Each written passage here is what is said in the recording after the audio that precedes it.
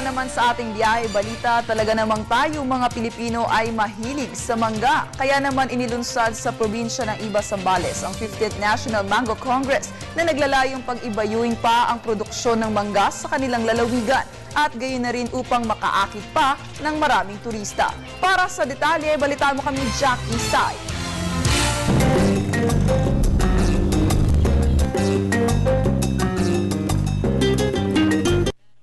Turing ang Pilipinas bilang mango capital of the world na kung saan matitikman ang pinakamasasarap at pinakamatatamis na mangga.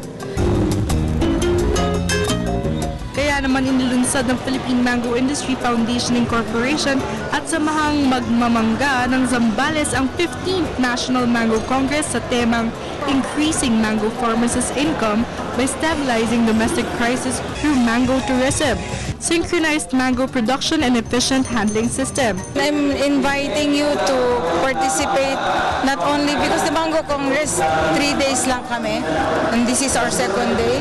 So matatapos yung Congress bukas. But I'd like to invite everyone in Luzon areas to participate the Mango Festival. So this is the annual 13th Mango Festival which is being undertaken by the provincial government of Zambales. And ito na rin yung pagkakataon na pasasalamatan sila Governor Hermogenes Ibrani Jr. for supporting, for giving great support on the holding of this Mango Congress, the National Mango Congress.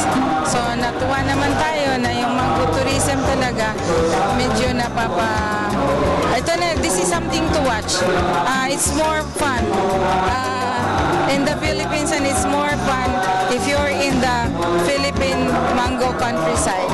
Sa pagdiriwang na ito, nagtipon-tipon ang mga mango growers mula sa iba't ibang lalawigan sa bansa upang ibahagi ang mga makabagong pamamaraan at solusyon sa mga problemang kinakaharap ng mga mango farmers. Kung sa amin, maganda pa.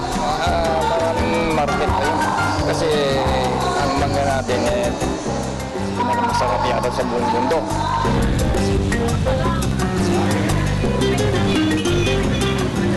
Bukod sa mga mango growers, dumalo rin ang ilan nating mga kababayan na talaga namang takam na takam sa mga mangga. Come and visit Zambales. Dito po natin ng isa sa pinakamasasarap na mangga dito po sa buong Pilipinas. Para sa Telebisyon ng Bayan, Jackie Sai.